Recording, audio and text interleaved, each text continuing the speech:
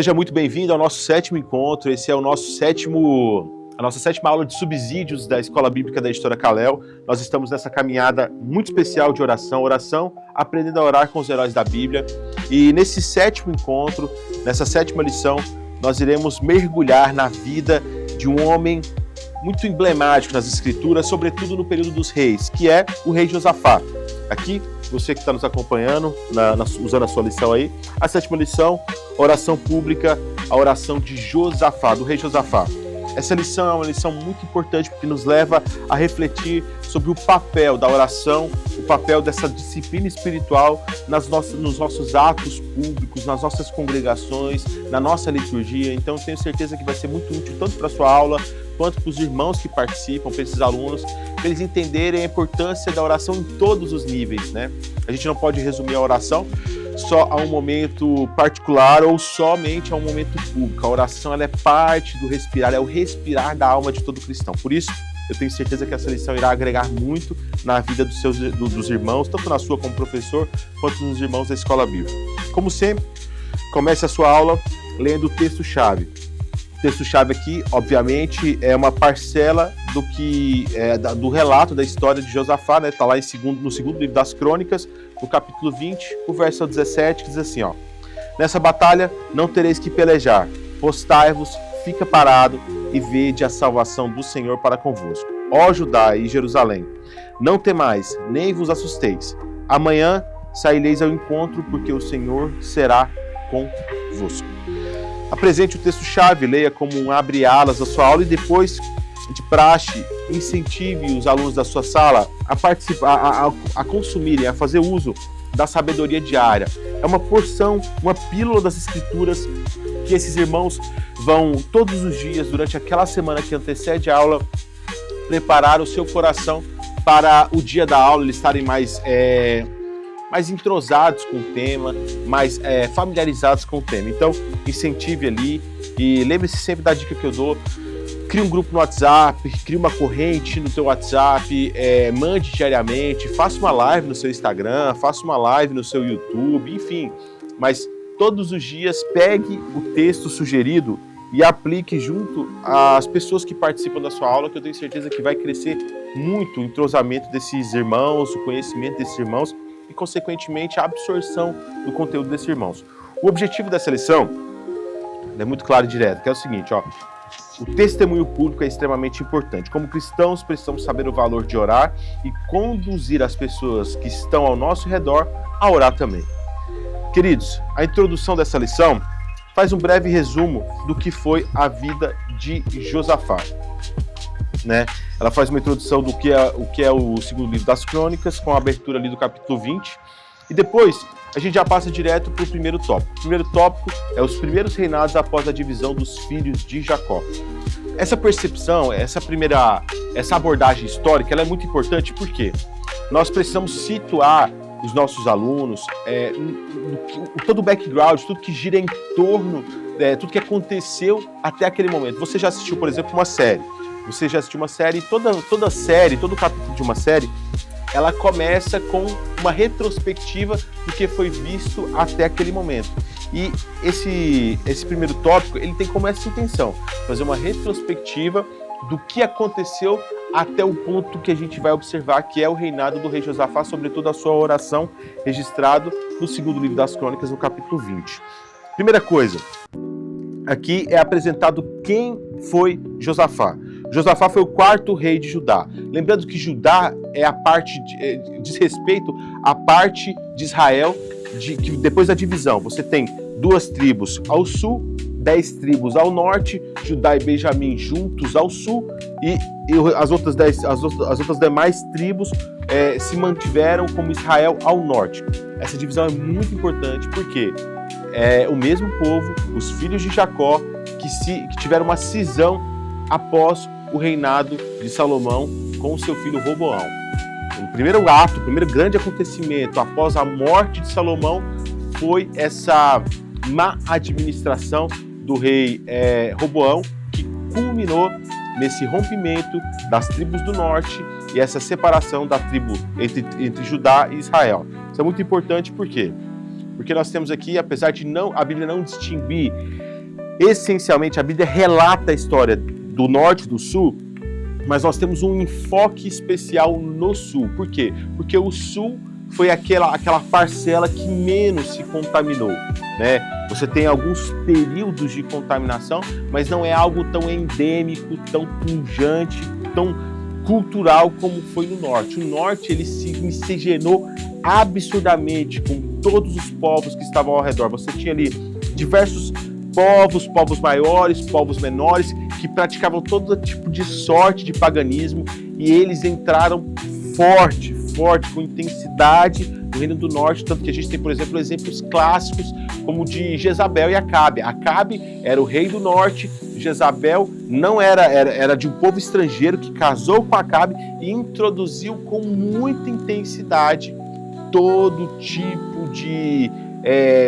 culto pagão, indo desde práticas rituais com adorações a ídolos, até a edificação de templos e a introdução de sacrifícios a deuses pagãos.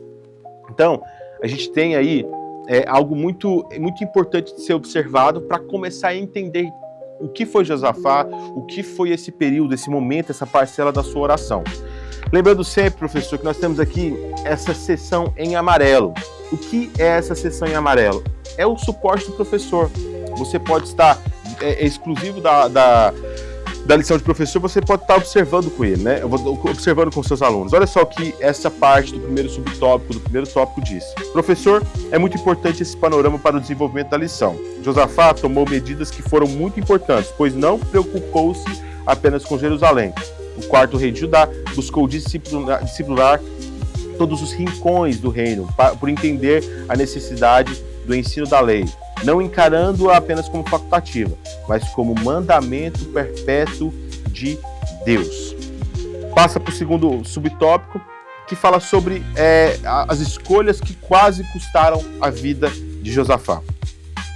Apesar de Josafá ser um grande rei, um dos melhores reis que nós temos na história de Judá, é importante lembrarmos que, a semelhança de Davi, de Salomão, do próprio Saul, eles foram escolhidos por Deus, mas ainda continuaram sendo humanos. Eles se tornaram mega santos, mega homens, eles continuaram humanos e, consequentemente, pecaram, erraram. E Josafá é um clássico exemplo disso, de um homem que era escolhido por Deus, fez grandes feitos, mas também foi parte de grandes erros, né? E dos erros que Josafá cometeu foi em se aliar com Acabe, que eu já citei anteriormente, o rei do norte, que viveu no mesmo período e durante alguns momentos, na verdade, se alinhou com Acabe. Ao alinhar-se com o rei Acabe por meio do casamento do seu filho quem? O filho de Josafá, com a filha de Acabe, Josafá fortaleceu alianças políticas, inclusive com o Reino do Norte. Contudo, algumas dessas alianças trouxeram problemas, pois ele se envolveu em conflitos e alianças militares que não foram aprovadas por Deus. A vida de Josafá é uma vida muito complexa, porque nós temos um homem que era cheio de Deus, um homem usado por Deus, um homem temente a Deus, mas que em dado momento, devido às muitas dificuldades da vida, se aliançou com seus irmãos do norte, mas que estavam completamente desvirtuados e desviados do plano de Deus. Essa aliança não foi uma mera aliança militar, mas se concretizou em um matrimônio entre o filho de Josafá e a filha de Acabe e Jezabel. Uma mulher completamente rendida e moldada segundo os padrões do pai, segundo os padrões da mãe, versada nos cultos do pai e da mãe. E isso foi introduzindo dentro da família de Josafá. Contudo, esse não é o principal problema que nós temos nessa aliança. O principal problema que nós temos nessa aliança é que, por consequência dessa junção, dessa coligação formada entre norte e sul, Josafá acabou absorvendo, o reino de Judá acabou absorvendo e sendo parte também das brigas causadas, das intrigas com outras nações do norte. E ele teve que se juntar, e a consequência foi que ele quase morreu na sessão onde Acabe morreu. E aqui, na parte de professor, nós temos relatado isso. Segundo livro das Crônicas 18, narra o fatídico episódio onde Josafá, com o perverso Acabe, se reúne para planejar uma batalha. O rei do norte era corrupto e casado com a maligna Jezabel. Assim, fazia tudo contrário aos mandamentos do Senhor. Era uma aliança fadada ao fracasso e nitidamente contrária à vontade de Deus. No entanto, Josafá cometeu esse erro. E aqui eu deixei relatado para vocês na íntegra essa parcela das Escrituras que nos conta sobre esse fatídico momento onde o rei Josafá se uniu junto com Acabe e ele quase morreu. Foi por livramento de Deus. Terceiro subtópico do primeiro tópico, para encerrar essa primeira sessão, nós temos um homem de oração constante. No capítulo 18 do segundo livro das Crônicas, nós temos relatado isso, esse perfil de Josafá, que mesmo sendo um homem que errou em se aliar com o norte, ele ainda tinha muito temor do Senhor. E aqui nós já temos uma lição muito profunda, porque errar é parte da existência humana. Nós vamos errar, nós vamos pecar, faz parte da nossa essência como homens caídos. No entanto, Josafá nos dá um ensinamento muito profundo, que ele não amava o erro, ele não se deleitava em seu erro, ele errava e compreendia e regulava a sua rota na oração. A oração não era uma mera prática ritual, tampouco era vista por Josafá como uma forma de barganha, como era observada nos ritos pagãos, no mundo pagão, na religião pagã. Não era isso. A oração era um ambiente de intimidade, como algo legado desde Davi. Davi nos ensina, como rei, a uma vida de oração profunda, verdadeira, genuína, onde há como intenção principal não manipular Deus, não conduzir Deus a fazer a nossa vontade, mas é em ter intimidade, em crescer e conhecer ao Senhor. E nós vemos isso, um homem que errou e que buscou não se redimir como uma forma de barganha com Deus, não, mas que buscou no altar do Senhor a cura, a correção para os seus erros. Então, esse primeiro tópico ele encerra com essa lição, que era um homem que, apesar de ter errado em sua aliança, mas tinha na oração esse ambiente de recuperação, de recondução e de realinhamento. A aplicação do texto diz o seguinte: todos os homens são pecadores suscetíveis aos erros. Josafá nos ensina a diferença dos filhos de Deus e dos filhos da perdição através da sua vida de oração. A partir disso, professor, vai para o segundo tópico, que traz uma outra versão, um outro acontecimento que também nos evidencia que Josafá tinha uma vida de oração ainda mais intensa. A resposta de Josafá ao perigo eminente, a ameaça das nações inimigas. Aqui, queridos, nós temos um relato muito emblemático sobre oração, né? No segundo livro das Crônicas, no capítulo 20, aqui a gente entra essencialmente no texto-chave da lição. Nós temos 3 nações inimigas que ameaçaram invadir Judá. Meu irmão, isso aqui é muito importante. Nós não vivemos isso hoje em dia. O que a gente vive é muito distante, como por exemplo no caso da Rússia e da Ucrânia, e mesmo assim com muitos agentes internacionais que regulam e reprimem esse tipo de coisa, mas no mundo antigo não tinha esses agentes internacionais que regulavam isso, tampouco isso era algo distante da vida da maioria das pessoas. Isso era algo comum a todas as pessoas no mundo antigo e ninguém se intrometia. O que valia no mundo antigo era a lei do mais forte. Se eu tinha poder de te conquistar, esse é um direito que era visto por muitas nações como algo divino. Se eu tenho esse poder, eu devo, como mandato divino, conquistar a nação menor, a nação mais fraca. E por vezes eram feitas coligações para isso. E no segundo livro das Crônicas, no capítulo 20, nós temos relatado uma coligação entre 3 reinos que se juntaram, se aproximaram para tomar Judá. Isso não era brincadeira. Isso não era uma mera ameaça. Isso não era um mero desconforto. Era desesperador. Por que era desesperador? Porque a invasão de uma nação não era algo brando, não era algo leve. Era intenso, era sanguinolento, sanguinário, assassino e destruidor. Completamente destruidor. Nós vemos isso quando Nabucodonosor entrou, quando o reino da Babilônia entrou em Judá e destruiu tudo. Destruiu tudo. Não obstante, várias décadas depois, nós temos Neemias voltando para reedificar, porque nem as muralhas ficaram de pé. A invasão no mundo antigo era extremamente brutal. quando a gente olha para esse texto sobre essa ótica, nós observamos o temor de Josafá, consequentemente o temor do povo, porque não era um mero apagar de luzes, não era uma mera morte instantânea, era, além de você perder tudo que você tinha, no mundo antigo, você tinha violações durante esses... Inclusive até hoje a gente vê isso, né? Violações, mortes, as pessoas perdiam suas vidas assim, no atacado, a destruição de completamente tudo que existia naquele lugar, subjugava os que se mantinha vivo, era levado cativo como escravo. Nós temos isso relatado nas escrituras de forma muito profunda com o exílio babilônico. Então, esse povo de Judá estava em Jerusalém, nas suas cercanias, por trás da sua muralha, mas temeroso, sabendo que três grandes inimigos se aproximaram e que se não acontecesse um milagre, eles iam perder tudo, ia ser cruel e terrível.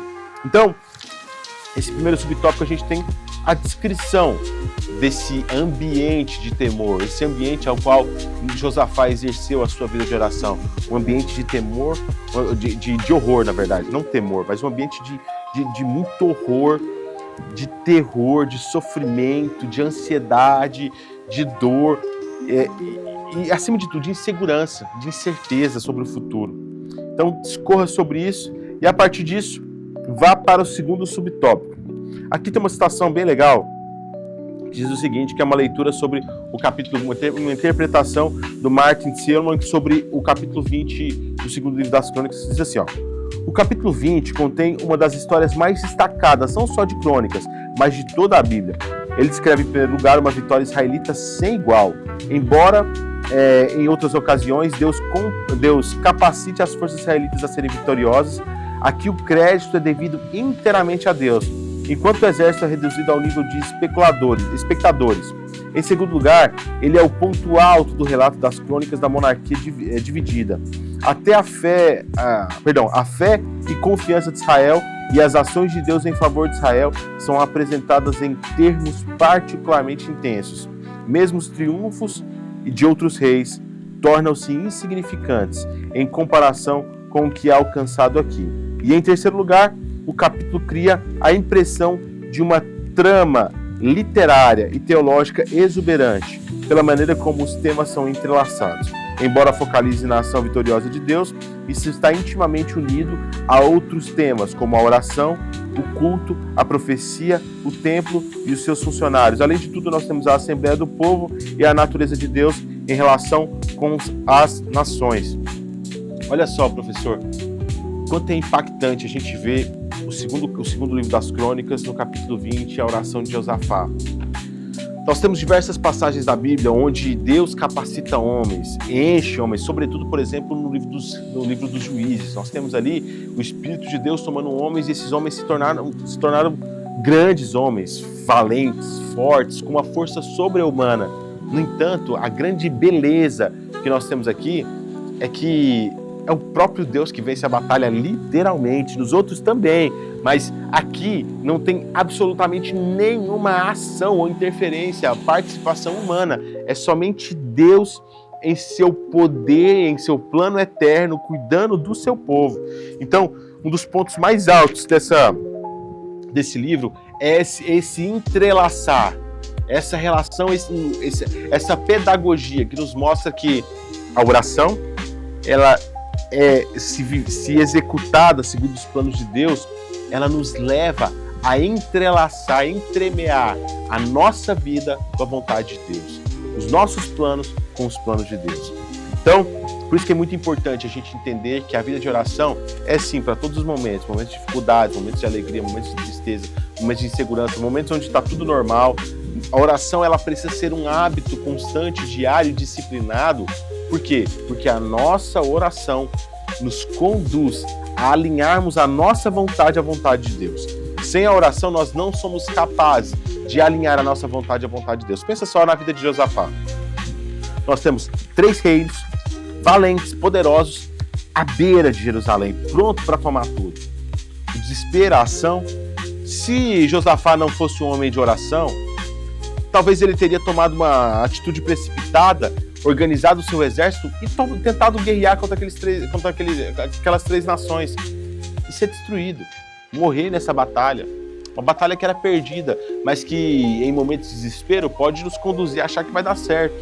Então, isso trazendo para a nossa vida hoje, observe, quantas vezes nós entramos em batalhas perdidas na nossa vida por falta de oração, falta de entender o tempo de Deus, falta de alinhar a nossa vontade à vontade de Deus.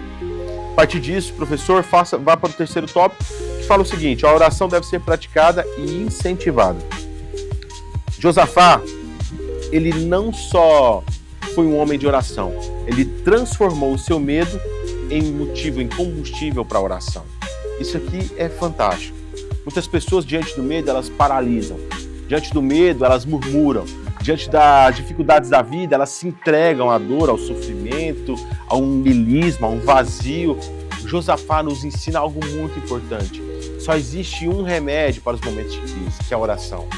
Só existe um antídoto eficaz nos momentos de dificuldade intensa, que se chama oração.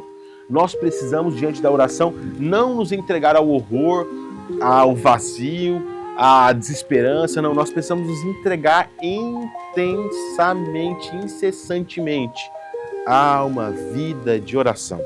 Essa lição de Josafá é profunda e precisa ser praticada e absorvida nas nossas vidas. Em segundo lugar, ele não só orou, como ele levou outras pessoas a orarem. Como isso é impactante. Como isso é de um ensino profundíssimo. Por quê? A gente precisa, como agentes do Senhor, influenciar pessoas. No Sermão do Monte, Cristo nos dá dois exemplos de como nós devemos nos portar. O primeiro deles, nós devemos ser sal. O sal tem como objetivo gerar influência, gerar sabor. O sal não é sal para si, o sal é sal para o outro. Luz, de igual modo, não é luz para si. Luz é luz para o outro, para aquele que está próximo de nós. Então, nós precisamos, como mandato de Deus, como fazedor de discípulos, influenciar as pessoas a orarem. Você precisa, com intensidade, influenciar as pessoas a orarem. Josafá, ele não só buscou orar, como ele buscou levar todas as pessoas do reino a orarem de igual modo. Olha só o que o texto diz no verso 4. E Judá se ajuntou para pedir socorro ao Senhor. Também de todas as cidades de Judá vieram para buscar ao Senhor. O rei, ele era a figura mais importante daquela nação e se ele tivesse se entregado ao desespero, toda a nação estava acabada. Se ele tivesse se entregado ao impulso, toda a nação estava acabada. Mas graças a um coração próximo e exercitado em oração, ele se entregou à oração, levou toda a nação a orar junto e a resposta do Senhor veio. Em terceiro subtópico, para finalizar, o chamado à oração como estilo de vida. Queridos, Josafá não só orava, ele orava constantemente. Não basta você orar uma vez por ano ou fazer uma vigília a cada 6 meses. Você precisa orar sem cessar. Nos momentos de fraqueza, dificuldade, ansiedade, dor, sofrimento, alegria, todos os momentos você precisa orar incessantemente. E aqui, professor, traz aos seus alunos a memória de que a oração não é um rito vazio, repetitivo. Não é só você falar, existe um processo de meditação naquilo que o Espírito Santo conduz nos nossos corações, o Espírito Santo coloca na nossa mente. Muita gente tem uma visão muito errada de oração, onde elas só vão lá e falam, para de falar e começa a respirar e sai, agradece a Deus, está tudo certo. Então, oração é o momento onde você fala, você aquieta o seu coração, você cala a sua voz interior e busca no Senhor resposta. Então, oração é um estilo de vida. E para finalizar, leia a conclusão, faça a reflexão da semana e apresente para os seus alunos a sabedoria diária da lição 8, para que eles já possam se preparar para a próxima semana, para o próximo encontro, que será Deus atende aos pedidos da alma, uma análise sobre a oração de Ana, que eu tenho certeza que irá impactar profundamente os seus alunos. Amém?